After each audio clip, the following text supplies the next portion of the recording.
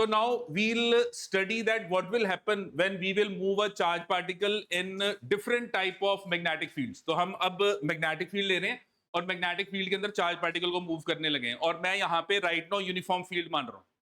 तो मैं मान रहा हूँ कि जो charge particle है उसको मैंने एक external field में रखा और वो field कैसी है? Uniform मतलब constant field. और right now हमारे पास ये field जो है ये जो मैग्नेटिक फील्ड है ये ऐसे राइट साइड लग रही है, तो ये magnetic field on the paper है और हम क्या नोटिस कर रहे हैं कि ये जो मैग्नेटिक फील्ड आप ऑब्जर्व कर रहे हो ये ऐसे राइट साइड की तरफ लग रही है और मैंने यहाँ पे जो चार्ज पार्टिकल है उसको कंसिडर किया और पहले मैंने कंसिडर किया कि जो मेरा चार्ज पार्टिकल है वो लेटेस्ट से रेस्ट पे है. अच्छा, अगर चार्ज पार्टिकल रेस्ट पे है और मैग्नेटिक फील्ड में तो मैग्नेटिक फोर्स कितनी लगेगी? क्या था मैग्नेटिक फोर्स का formula? Q B B sine of angle between your velocity and magnetic field. अच्छा, आप कह रहे हो चार्ज पार्टिकल रेस्ट पे है, इसका क्या मतलब हुआ कि वेलोसिटी ऑफ द पार्टिकल क्या हुई? हाँ जी बोलो, जीरो. अगर वेलोसिटी जीरो हो गई तो फिर इस केस में मैग्नेटिक फोर्स क्या होगी? बोलो क्या होगी? जीरो. तो ये जो चार्ज पार्टिकल है ये रेस्ट पे ही रहेगा. अगर वो रेस्ट पे है तो रेस्ट पे ही रहेगा. क्यों रेस्ट पे रहेगा? क्योंकि उस पर कोई भी मैग्नेटिक फोर्स एक्ट नहीं करेगी, कोई मैग्नेटिक फोर्स नहीं लग रही. हाँ जी क्लियर है, कोई मैग्नेटिक फोर्स नहीं लग रही. क्यों नहीं लग रही? Because if the velocity is zero magnetic force is zero, तो कोई फोर्स नहीं लगेगी. हाँ जी ठीक है. अच्छा, अब मैंने नेक्स्ट केस ये जो चार्ज पार्टिकल है इसको मैंने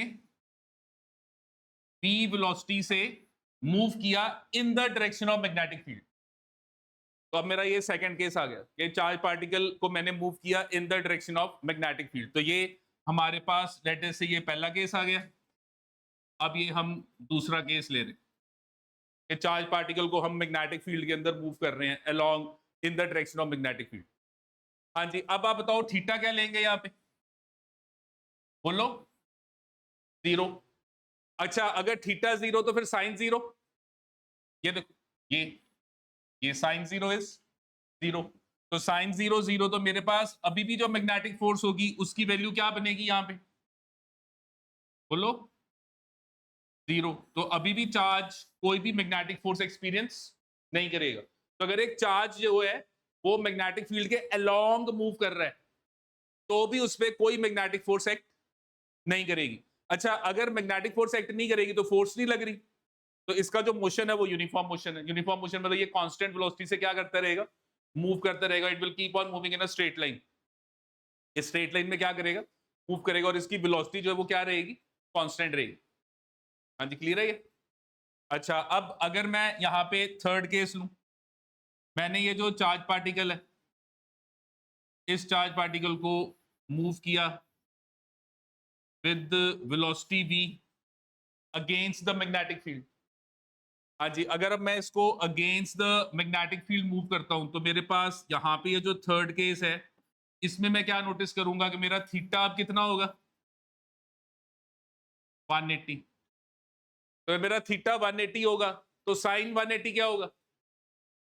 जीरो. तो साइन 180 जीरो होने का मतलब मेरी मैग्नेटिक फोर्स अभी भी क्या होगी? जीरो होगी. हाँ जी क्लियर है ये? तो मैग्नेटिक फोर्स अभी भी जीरो होगी. तो हम क्या नोटिस कर रहे हैं कि हमारी जो मैग्नेटिक फोर्स है वो जीरो रहेगी कब? पहला केस कब? Your magnetic force is zero if your first point charge particle is at rest. Charge particle किस पे है? रेस्ट पे.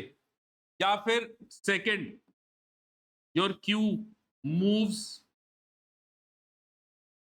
in direction of magnetic field or opposite to direction of magnetic field. तो आपका जो Q है, जो चार्ज है, वो या तो मैग्नेटिक फील्ड के अलॉन्ग मूव कर रहा है या मैग्नेटिक फील्ड के कैसे मूव कर रहा है?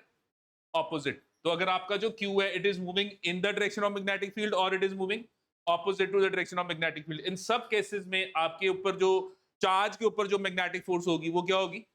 जीरो होगी। हाँ जी, क्लियर है बात? ठीक है, हाँ जी, समझ गए इसको? तो चार्ज के ऊपर जो मैग्नेटिक फील्ड है वो जीरो कब कब होगी? इन सब केस में आप क्या नोटिस कर रहे हो कि if body is at rest it will remain at rest.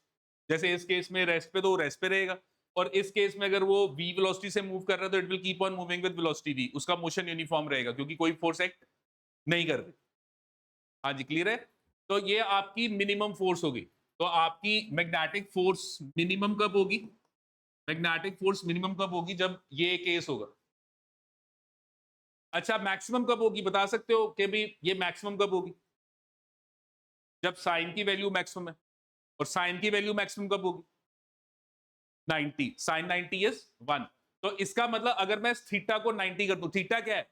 Angle between B and B, velocity और मैग्नेटिक फील्ड के बीच में मैं अगर एंगल 90 कर दूं तो मैग्नेटिक फोर्स क्या हो जाएगी?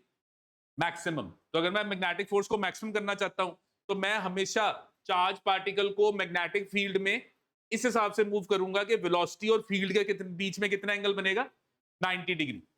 तो ये केस देखते हैं। तो हमने लेटर से ये मैग्नेटिक फील्ड ली, और ये जो मैग्नेटिक फील्ड क्रॉस का मतलब कहां लग रही है? Into the paper. तो हमने यहां पे अगेन ये यूनिफॉर्म मैग्नेटिक फील्ड है, और ये जो यूनिफॉर्म मैग्नेटिक फील्ड मैं देख रहा हूं, this uniform magnetic field is acting into the paper. ये ऐसे magnetic field into the paper लग रही है।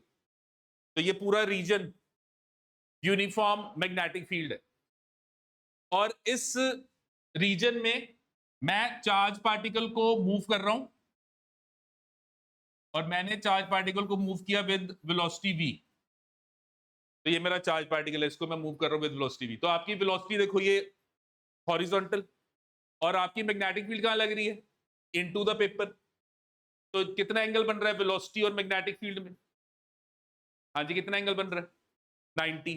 तो आप क्या नोटिस कर रहे हो कि यहां पे your theta, that is your angle between your v and b,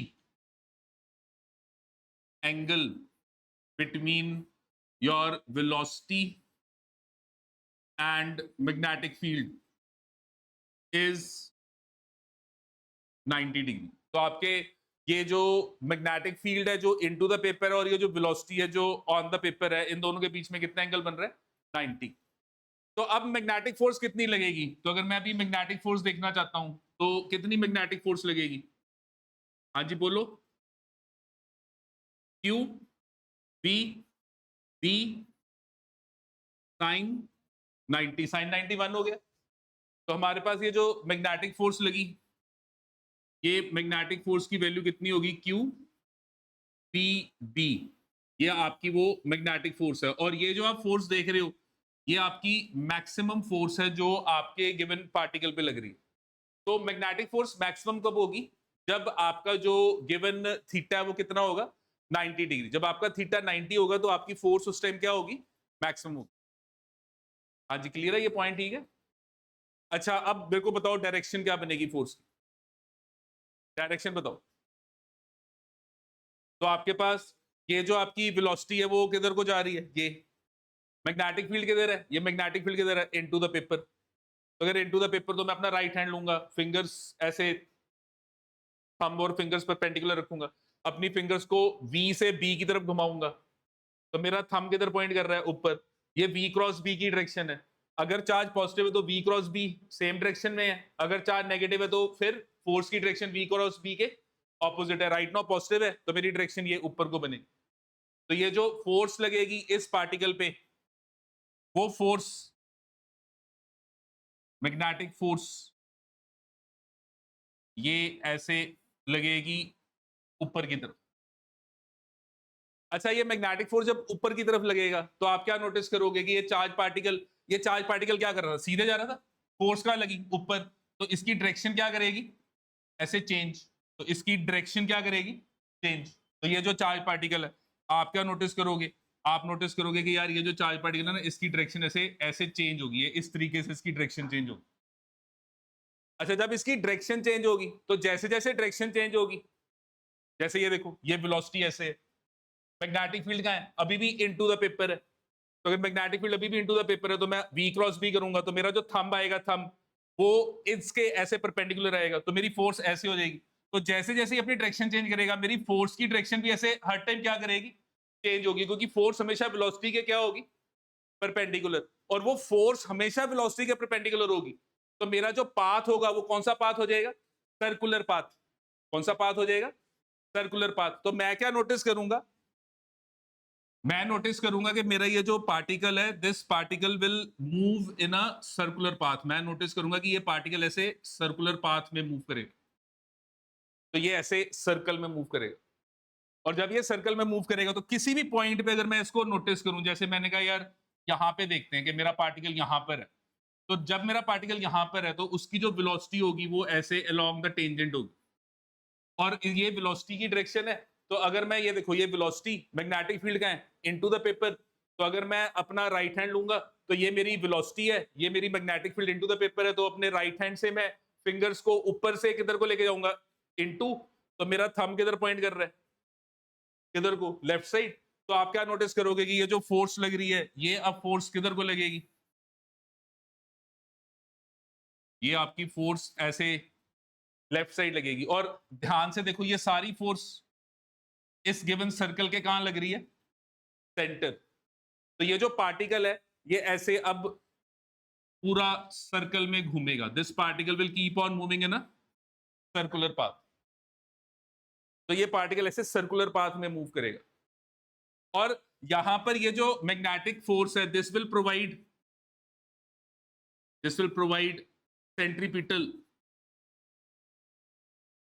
centripetal force for the particle to move in a circular path. और इस केस में मैं क्या नोटिस करूंगा कि मेरी जो v है, v वेलोसिटी है, इसका जो मैग्नीट्यूड है, इसका जो मैग्नीट्यूड है वो क्या रहेगा, सेम रहेगा, बस सिर्फ हर टाइम क्या होगी, डायरेक्शन चेंज होगी। तो ये जो आपका गिवन मोशन होगा ये हो जाएगा यूनिफॉर्म सर्कुलर मोशन। तो आपको समझ में आ रहा है कि फोर्स क्या कर रहा है, यहां पे फोर्स यहां पे क्या कर रहा है, चार्ज पार्टिकल की डायरेक्शन ऑफ मोशन को चेंज कर रहा है, लेकिन चार्ज पार्टिकल की वेलोसिटी के मैग्नीट्यूड को चेंज नहीं कर रहा। तो मैग्नीट्यूड वही रहेगा, काइनेटिक एनर्जी वही रहेगी, काइनेटिक एनर्जी में चेंज नहीं आएगा। हाँ, मोमेंटम बदलता रहेगा, क्योंकि हर टाइम डायरेक्शन क्या कर रही है, चेंज कर रही है। और मोमेंटम का भी सिर्फ मैग्नीट्यूड जो है वो नहीं बदलेगा, मोमेंटम का मैग्नीट्यूड सेम रहेगा, मोमेंटम की क्या चेंज होगी, direction.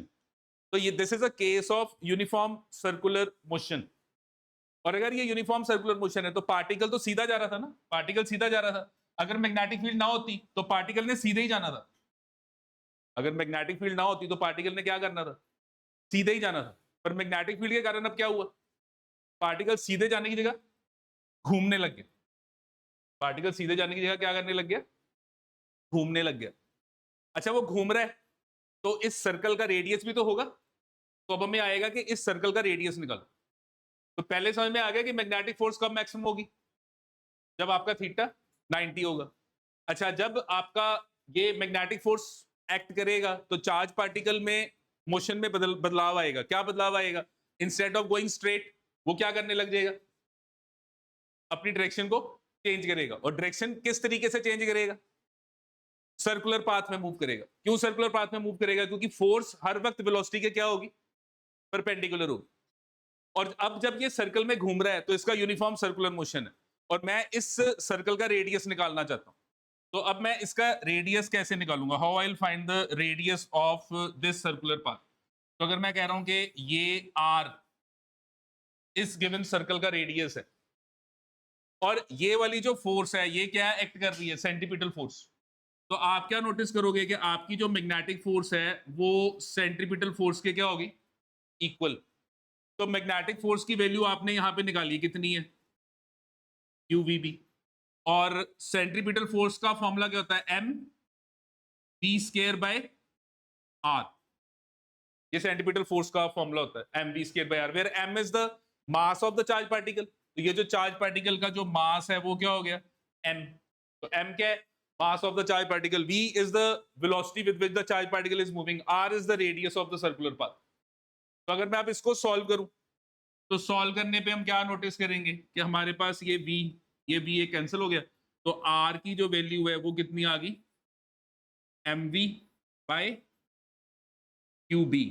So this is the radius of your given circular path when your magnetic force will act on the particle. अगर मैग्नेटिक फोर्स ना लग रही होती तो ये पार्टिकल ने ऐसे सीधे जाना था, ऐसे सीधे जाना था.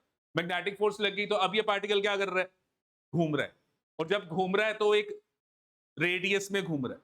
वो जो रेडियस उसका बन रहा है वो कितना बन रहा है, mv by qb. आज क्लियर है ये, ठीक है. अच्छा, अब ये जो आपका mv है, mv इसको मोमेंटम भी कहते हैं ना, mass into velocity is what is momentum. अब देखो ये जो आपका mv है इसको हम क्या कहेंगे, मोमेंटम. तो momentum over q into B. अब हमने प्लस वन में स्टडी किया था कि जो मोमेंटम है और काइनेटिक एनर्जी का रिलेशन होता है. क्या रिलेशन होता है, your kinetic energy is equal to p square by 2m और your momentum is 2m into e under root, where e is kinetic energy. Kinetic energy का फॉर्मूला होता है हाफ mv स्क्वायर, मोमेंटम होता है m into v. हमने जब work energy power chapter किया था प्लस वन में तो वहां पे हमने ये रिलेशन किया था कि जो काइनेटिक एनर्जी होती है वो किसके इक्वल होती है, p square by 2m, m mass of the particle, and momentum यहाँ पे किसके इक्वल होगा, 2m e अंडर रूट. तो मैं यहाँ पर ये जो गिवन रिलेशन है, इस गिवन रिलेशन में इसको मैं लिख सकता हूं that is 2me under root over q into B. तो आपके पास अब ये अलग अलग रेडियस निकालने के फॉर्मूले हैं, पेपर में ये सब फॉर्मूले यूज होने. डिपेंड करेगा कि आपको एग्जामिनर ने क्या दिया हुआ. जैसे अगर आपको कहा कि एक चार्ज पार्टिकल है वो v वेलोसिटी से मूव कर रहा है तो फिर रेडियस इस फॉर्मूले से निकलेगा. वो कहेगा एक चार्ज पार्टिकल है उसका मोमेंटम p है तो फिर रेडियस इस फॉर्मूले से निकलेगा. वो कहेगा एक चार्ज पार्टिकल है वो इतने काइनेटिक एनर्जी से मूव कर रहा है तो उसकी काइनेटिक एनर्जी दी है तो ये आपका रेडियस का फॉर्मूला बन जाएगा. तो आपको जो रेडियस का फॉर्मूला है वो डिपेंड करेगा कि हमें दिया क्या हुआ है, मोशन किस बेस पे दिया है. आपको चार्ज पार्टिकल का मोशन वेलोसिटी के बेसिस पे दिया है, या उसका मोशन मोमेंटम के बेसिस पे दिया है, या उसका मोशन आपको काइनेटिक एनर्जी के बेसिस पे दिया. अच्छा, अब हमने इलेक्ट्रोस्टैटिक्स में एक और चीज नोटिस की थी. इलेक्ट्रोस्टैटिक्स में हमने नोटिस किया था कि अगर मैं एक चार्ज पार्टिकल को लेता हूं और उसको मैं v पोटेंशियल डिफरेंस देता हूं, चार्ज पार्टिकल को ये v क्या दिया मैंने, पोटेंशियल डिफरेंस. तो जब पोटेंशियल डिफरेंस दूंगा तो उस पर वर्क डन होगा और वर्क डन से एनर्जी आएगी. तो वर्क डन होगा, वर्क डन होने से कौन सी एनर्जी आएगी, इसमें मोशन आएगा. मोशन का मतलब इसके अंदर कौन सी एनर्जी आएगी, ये काइनेटिक एनर्जी. तो यहां पर मैंने क्या किया, चार्ज पार्टिकल को एक इलेक्ट्रिक फील्ड में रख के पोटेंशियल डिफरेंस दिया और पोटेंशियल डिफरेंस दे के मैंने उसके अंदर क्या किया, काइनेटिक एनर्जी प्रोवाइड कर दी.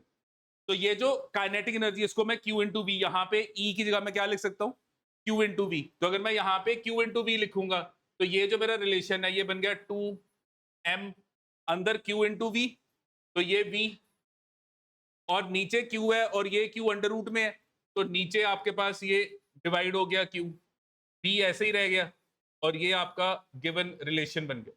तो ये आपके पास रेडियस का फॉर्मूला आ गया 1/b 2mv इंटू क्यू. और ये जो आप v देख रहे हो ये v आपका क्या है, this v is potential difference applied on the charge. ये आपका पोटेंशियल डिफरेंस है. और यहाँ पे ये जो आप v देख रहे हो, ये वाला v जो आप देख रहे हो, this v is what, this is the velocity of charge. तो ये v चार्ज का वेलोसिटी है, ये जो v आप कैपिटल देख रहे हो ये आपका पोटेंशियल डिफरेंस है जो आप दे रहे हो. और यहां पर ये सारे के बेसिस पे ये आपका वो फॉर्मूला बन गया रेडियस का, जो आपने अब याद रखना है कि आपका पार्टिकल जब सर्कुलर पाथ में मूव करेगा तो ये उसका रेडियस होगा और वो रेडियस इन फॉर्मूलों से डिफाइन होगा. तो ये समझ में आ गया रेडियस का फॉर्मूला. आज क्लियर है ये. कब कौन सा फॉर्मूला लगेगा ये डिपेंड करेगा कि आपको दिया क्या है. अगर आपको पार्टिकल की वेलोसिटी दी है तो ये फॉर्मूला लगाओगे, पार्टिकल का मोमेंटम दिया ये लगाओगे, काइनेटिक एनर्जी दी है ये लगाओगे, एंड पोटेंशियल डिफरेंस दिया तो ये लगाओगे. हाँ जी ठीक है। अच्छा अब ये पार्टिकल घूम रहा है, तो अगर ये पार्टिकल घूम रहा है और इसका मोशन यूनिफॉर्म सर्कुलर मोशन है, तो इसका टाइम पीरियड कांस्टेंट होगा हर वक्त। तो देखो ऐसे आके फिर दोबारा वहीं आ जाएगा, फिर दोबारा वहीं आ जाएगा, फिर दोबारा, क्योंकि अब कर क्या रहा है, पहले इसने ऐसे सीधे जाना था, अब क्या हो गया, मैग्नेटिक फील्ड के कारण ये घूमेगा। तो घूमने का क्या मतलब है, it will keep on repeating the same motion, ऐसे ऐसे सेम मोशन रिपीट करता रहेगा। तो अगर वो सेम मोशन रिपीट करता रहेगा तो इसका अब टाइम पीरियड ऑफ पाथ क्या होगा, तो अब हम टाइम पीरियड निकालेंगे। तो now we'll calculate the time period when this particle will complete one circle. So time period, distance over velocity, and distance क्या है, circumference. तो circumference क्या बना, 2 pi r by v, और r आपके पास ये mv by qb, तो आपने यहाँ पे ये 2 pi mv by qb into v। तो हमने क्या नोटिस किया, हमने नोटिस किया कि हमारे पास ये जो गिवन टाइम पीरियड का फॉर्मूला बना, ये कितना बन गया, 2 पाई m बाय QB। तो ये आपका वो टाइम पीरियड का फॉर्मूला है। तो this is the time period of the charge particle. तो आपका चार्ज पार्टिकल जब ऐसे पूरा साइकिल कंप्लीट करेगा, तो जो उसको टाइम लगेगा साइकिल कंप्लीट करने में, वो कितना लगेगा, 2 पाई m बाय QB। हाँ जी क्लियर है ये समझ में आ गया। अच्छा अब एक चीज बताओ, अगर मैं इस चार्ज पार्टिकल की वेलोसिटी को बढ़ा दूं, जैसे मैंने क्या किया, मैंने इस चार्ज पार्टिकल की वेलोसिटी को सपोज इंक्रीज किया, मैं अगर इस v को बढ़ा दूं तो क्या फर्क पड़ेगा, रेडियस एंड टाइम पीरियड के रिस्पेक्टिवली बताओ क्या फर्क पड़ेगा अगर मैं ये v को बढ़ा दूं। आपके सामने रिलेशन लिखे हुए हैं, रेडियस बढ़ जाएगा। क्यों बढ़ जाएगा, क्योंकि आप वेलोसिटी बढ़ाओगे, जैसे जैसे वेलोसिटी बढ़ाओगे रेडियस भी वैसे वैसे क्या करेगा, इंक्रीज। तो आप यहाँ पे नोटिस कर रहे हो कि ये जो रेडियस है, ये रेडियस हमारा जो गिवन टाइम पीरियड होगा उसके, अगर मैं वेलोसिटी के साथ कंपेयर करूं तो ये जो रेडियस होगा ये वेलोसिटी के डायरेक्टली क्या होगा, प्रोपोर्शनल होगा। तो अगर मैं वेलोसिटी बढ़ा दूं तो इसका सर्कल का साइज क्या करेगा, बढ़ जाएगा। अगर वेलोसिटी कम कर दूं तो सर्कल का साइज छोटा हो जाएगा। तो अगर मैं यहां पे पार्टिकल को वेलोसिटी ज्यादा दूंगा तो बड़े सर्कल में घूमेगा, अगर इसको वेलोसिटी कम दूंगा तो ये छोटे सर्कल में घूमेगा। ठीक है।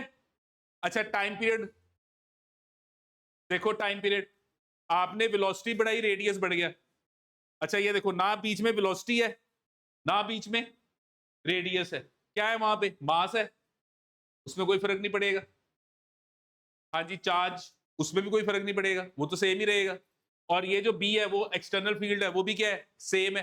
तो अगर मैं वेलोसिटी बढ़ा दूं तो रेडियस तो बढ़ जाएगा, इसका सर्कल बड़ा हो जाएगा, पर जो टाइम पहले लग रहा था अभी भी उतना ही टाइम लगेगा। तो अगर आप इसको स्लो करोगे, स्लो करने पे ये सर्कल ऐसे छोटा हो जाएगा, फास्ट करोगे तो ये सर्कल क्या हो जाएगा, बड़ा हो जाएगा। लेकिन सारे सर्कल्स का टाइम जो होगा, time taken to complete one cycle, वो जो टाइम पीरियड होगा वो सबका क्या होगा, सेम होगा। तो हम यहां पे क्या नोटिस कर रहे हैं कि ये जो टाइम पीरियड है, this is independent of velocity and radius. तो ये सारे सर्कल जो हैं, जो आप यहां पे नोटिस कर रहे हो, छोटा बड़ा बड़ा, all circle will be completed in same time. सारे सर्कल्स को कंप्लीट होने में जो टाइम लगेगा वो क्या लगेगा, सेम लगेगा। हाँ जी क्लियर है ये बात, समझ में आ रहा है क्या कह रहे हैं, ठीक है।